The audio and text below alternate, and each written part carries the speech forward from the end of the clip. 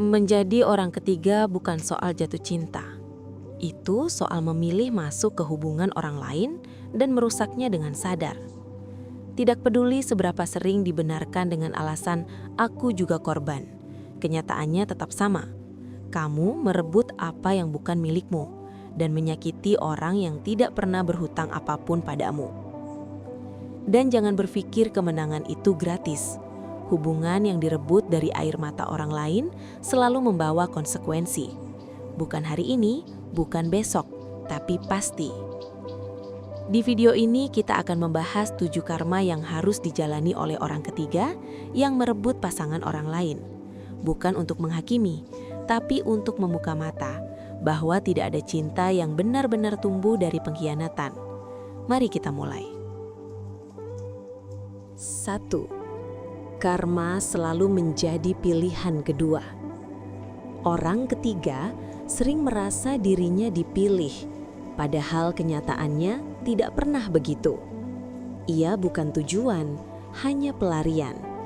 Ia hadir karena ada masalah, kebosanan, atau kekosongan, bukan karena ia benar-benar diinginkan. Hubungan yang dimulai dari pelarian tidak pernah menjadikan siapapun sebagai prioritas sejati. Sekalipun akhirnya hubungan itu menjadi resmi, posisi orang ketiga tetap rapuh. Ia tahu betul pasangannya pernah mengkhianati orang lain demi dirinya. Kesadaran itu tidak pernah benar-benar hilang. Di balik senyum dan klaim kebahagiaan, selalu ada pertanyaan yang tidak berani diucapkan. Kalau dulu bisa ditinggalkan, apa yang membuatku berbeda? Karma ini membuat orang ketiga hidup dalam pembuktian tanpa akhir. Ia harus lebih pengertian, lebih sabar, lebih menyesuaikan diri. Karena secara tidak sadar, ia tahu posisinya tidak aman. Ia tidak dicintai karena nilai dirinya, tapi karena ia hadir di waktu yang tepat saat orang lain sedang lenah. Yang paling pahit, orang ketiga jarang berani menuntut sepenuhnya. Ia menahan cemburu, memaklumi sikap dingin, dan memaafkan hal-hal yang sebenarnya tidak sehat. Karena di dalam hatinya, ia tahu jika ia terlalu menuntut, posisinya bisa digantikan seperti sebelumnya. Inilah karma pertama orang ketiga. Tidak pernah benar-benar dipilih, hanya digunakan, hanya dibutuhkan sementara, dan ketika keadaan berubah, ia akan merasakan apa yang dulu ia bantu ciptakan. Ditinggalkan tanpa banyak penjelasan, karena sejak awal ia memang bukan pilihan utama, hanya pilihan cadangan yang sempat diberi ilusi kemenangan. 2. Karma hidup dengan rasa takut direbut balik. Orang ketiga memasuki hubungan dengan satu ketakutan yang tidak pernah bisa dihapus. Bagaimana hubungan itu dimulai? Ia tahu pasangannya pernah meninggalkan seseorang demi dirinya. Dan pengetahuan itu menjadi bayangan yang terus mengikuti, bahkan ketika hubungan terlihat aman. Setiap keterlambatan, setiap perubahan sikap, setiap notifikasi yang tidak dijelaskan dengan jelas akan memicu kecemasan. Bukan karena ia berlebihan, tapi karena ia paham betul bahwa pengkhianatan pernah terjadi dan bisa terulang. Ia hidup dengan kewaspadaan yang tidak pernah benar-benar turun. Karma ini membuat orang ketiga sulit percaya sepenuhnya. Ia menebak-nebak, memeriksa, dan membaca tanda-tanda kecil dengan paranoia yang diam-diam. Ia mengawasi bukan karena cinta, tapi karena takut. Takut kehilangan dengan cara yang sama seperti dulu orang lain kehilangan. Yang paling ironis, orang ketiga jarang bisa marah sepenuhnya. Ia tahu ia tidak punya posisi moral yang kuat. Ia menahan emosi, memendam curiga, dan memaklumi hal-hal yang seharusnya dipertanyakan. Karena di dalam hatinya ada kesadaran pahit. Hubungan ini lahir dari pengkhianatan, dan ia tidak sepenuhnya berhak menuntut rasa aman. Inilah karma kedua orang ketiga. Hidup dalam ketakutan yang ia ciptakan sendiri. Takut direbut balik, takut diselingkuhi, takut ditinggalkan tanpa perlawanan. Dan ketakutan itu tidak pernah benar-benar hilang, karena sejak awal, Ia tahu bahwa apa yang didapat dengan merusak orang lain selalu bisa diambil dengan cara yang sama. 3. Karma hubungan yang tidak pernah aman dan tenang. Hubungan yang direbut dari orang lain tidak pernah berdiri di atas fondasi yang bersih. Sejak awal, orang ketiga sudah membawa rasa bersalah, ketakutan, dan kecurigaan ke dalam hubungan itu. Dan hubungan yang dimulai dengan beban seperti ini tidak pernah benar-benar terasa ringan. Sekalipun terlihat bahagia di luar, selalu ada kegelisahan yang tidak bisa dijelaskan. Tidak ada rasa aman yang utuh, tidak ada ketenangan yang jujur. Orang ketiga hidup dalam relasi yang penuh kewaspadaan, seolah setiap hari harus memastikan bahwa posisinya masih aman dan belum tergantikan. Karma ini membuat hubungan berjalan dalam mode bertahan, bukan bertumbuh. Energi habis untuk menjaga posisi, bukan membangun kedekatan. Setiap konflik terasa lebih mengancam, setiap jarak terasa lebih berbahaya, karena fondasinya memang rapuh sejak awal.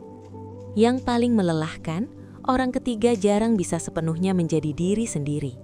Ia menahan sikap, menyesuaikan keinginan, dan meredam emosi agar hubungan tidak retak.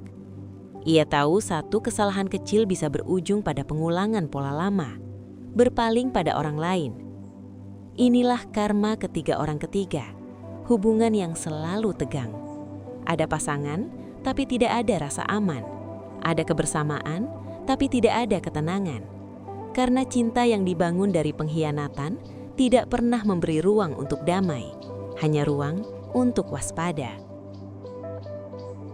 4. Karma tidak pernah dipercaya sepenuhnya. Sekalipun hubungan sudah resmi, orang ketiga tidak pernah benar-benar berdiri di posisi yang aman. Ia mungkin disebut pasangan, tapi kepercayaan yang diterimanya selalu setengah. Karena pasangannya tahu satu hal yang tidak bisa dihapus. Hubungan ini lahir dari pengkhianatan. Di dalam relasi itu, orang ketiga sering merasa harus terus membuktikan diri, menjadi lebih pengertian, lebih sabar, lebih mengalah. Bukan karena cinta yang dewasa, tapi karena posisi yang rapuh.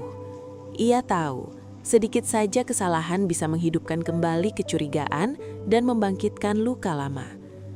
Karma ini juga datang dari arah sebaliknya. Orang ketiga sendiri sulit mempercayai pasangannya sepenuhnya. Ia sadar, orang yang kini bersamanya pernah membohongi orang lain dengan meyakinkan. Maka setiap janji terasa bisa dibatalkan kapan saja. Setiap komitmen terdengar sementara. Yang paling menyakitkan, ketidakpercayaan ini jarang diucapkan. Ia hidup dalam bentuk jarak emosional yang samar. Tidak ada pertengkaran besar, tapi juga tidak ada keintiman penuh. Hubungan terasa menggantung, seolah selalu siap jatuh. Inilah karma keempat orang ketiga, berada dalam hubungan tanpa fondasi percaya. Dicintai dengan syarat, dipilih dengan batas, dan tidak pernah benar-benar diandalkan. Karena kepercayaan tidak tumbuh dari pengkhianatan, ia hanya bertahan dalam bentuk pura-pura. 5. Karma mewarisi masalah dan pola rusak pasangan. Saat orang ketiga merebut pasangan orang lain, ia tidak hanya mengambil orangnya, tapi juga seluruh masalah yang melekat padanya. Luka lama, kebiasaan berbohong, ketidakmampuan setia, dan cara lari dari konflik ikut masuk ke dalam hubungan baru. Tidak ada yang benar-benar dimulai dari nol. Di awal, semua terlihat manis karena euforia kemenangan. Tapi seiring waktu, pola lama mulai muncul. Masalah yang dulu membuat hubungan sebelumnya runtuh, kini muncul dengan wajah yang sama. Bedanya hanya satu, sekarang orang ketiga yang menanggungnya. Karma ini membuat orang ketiga terjebak dalam hubungan yang melelahkan. Ia harus berhadapan dengan trauma yang bukan miliknya, memperbaiki kerusakan yang tidak pernah ia sebabkan sendiri. Dan ironisnya, ia sering disalahkan saat hubungan mulai retak, seolah ia bertanggung jawab menambal karakter yang rusak sejak awal. Yang paling pahit, orang ketiga tidak bisa mengeluh sepenuhnya, Karena jauh di dalam hati, ia tahu ia masuk ke hidup orang lain lewat pintu yang salah. Maka saat masalah itu datang, ia hanya bisa bertahan dan berkata pada diri sendiri bahwa ini adalah harga yang harus dibayar. Inilah karma kelima orang ketiga, mewarisi hubungan yang sudah cacat, menerima pasangan yang tidak utuh, dan hidup dengan konsekuensi dari pola rusak yang dulu ia bantu abaikan. 6. Karma dicap dan diingat sebagai perusak hubungan. Orang ketiga sering merasa masalah akan selesai setelah hubungan menjadi resmi. Padahal kenyataannya, ingatan orang tidak bekerja seperti itu. Lingkungan mungkin diam, tidak menegur, bahkan terlihat menerima. Tapi bukan berarti mereka lupa. Label sebagai perusak hubungan menempel lebih lama dari yang disadari. Bukan selalu diucapkan, tapi terasa. Dari tatapan yang berbeda, jarak yang samar, dan sikap yang tidak sepenuhnya hangat. Nama baik yang rusak tidak pernah benar-benar pulih, hanya tertutup waktu. Karma ini membuat orang ketiga hidup dengan reputasi yang bocor. Setiap konflik kecil mudah dikaitkan dengan masa lalunya. Setiap masalah dianggap bukti bahwa memang dari awal sudah salah. Ia kehilangan posisi moral untuk membela diri sepenuhnya. Yang paling berat, cap ini bisa mengikuti ke fase hidup berikutnya. Lingkaran sosial menyempit, kepercayaan orang lain sulit diraih, dan cerita lama terus dibisikkan dari satu orang ke orang lain. Bukan karena semua orang kejam, tapi karena pengkhianatan selalu lebih mudah diingat daripada klarifikasi. Inilah karma keenam orang ketiga, hidup dengan identitas yang tercoreng. Bukan hanya kehilangan kepercayaan satu orang, tapi kehilangan pandangan baik dari banyak mata. Dan tidak ada pembenaran yang benar-benar mampu menghapus jejak itu. 7. Karma kesepian emosional di akhir cerita. Pada akhirnya, orang ketiga akan sampai di satu titik yang tidak bisa dihindari, kesepian. Bukan karena tidak ada pasangan, tapi karena tidak ada hubungan yang benar-benar terasa aman dan utuh. Ia mungkin berhasil merebut pasangan, tapi tidak pernah berhasil merebut ketenangan. Seiring waktu, euforia kemenangan memudar. Yang tersisa adalah hubungan yang dibangun di atas luka orang lain, ketidakpercayaan dan ketakutan yang tidak pernah sembuh. Ia menyadari bahwa kebersamaan yang ia jalani selalu terasa setengah, selalu menyimpan jarak emosional yang tidak bisa ditembus. Karma ini terasa paling keras saat tidak ada lagi yang bisa disalahkan. Saat ia duduk sendiri dengan pilihannya dan menyadari bahwa semua hubungan yang ia jalani selalu rapuh sejak awal. Tidak ada rasa pulang dalam cinta yang ia miliki, karena ia masuk ke hidup orang lain dengan cara yang salah. Yang paling menyakitkan, kesepian ini tidak dramatis. Tidak ada tangisan besar, tidak ada pertengkaran hebat. Hanya kesadaran pelan-pelan bahwa ia tidak pernah benar-benar dimiliki dan tidak pernah benar-benar memiliki. Karena cinta yang direbut tidak pernah utuh. Inilah karma terakhir orang ketiga. Dikelilingi orang tapi sendirian. Memiliki pasangan tapi tidak punya kedekatan yang jujur. Dan ketika semua akhirnya tenang, yang tersisa hanyalah ruang kosong dari hubungan yang dibangun di atas pengkhianatan. Jika kamu adalah orang ketiga, dengarkan ini baik-baik. Hubungan yang kamu menangkan dengan merusak orang lain akan menuntut bayaran dengan caranya sendiri. Kamu mungkin mendapatkan pasangannya, tapi kamu juga mewarisi kebohongannya, ketidaksetiaannya, dan pola rusaknya. Dan suatu hari, kamu akan duduk di posisi yang sama, seperti orang yang pernah kamu lukai. Dan jika kamu adalah korban, ingat satu hal penting. Kamu tidak kalah. Yang pergi bukan kehilanganmu, mereka kehilangan kualitasmu. Orang ketiga tidak pernah benar-benar menang.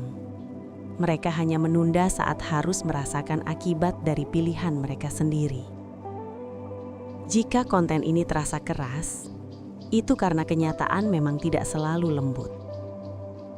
Dan aku akan terus menemanimu dengan konten refleksi seperti ini, sampai kamu benar-benar pulih dan berdiri lebih kuat dari sebelumnya.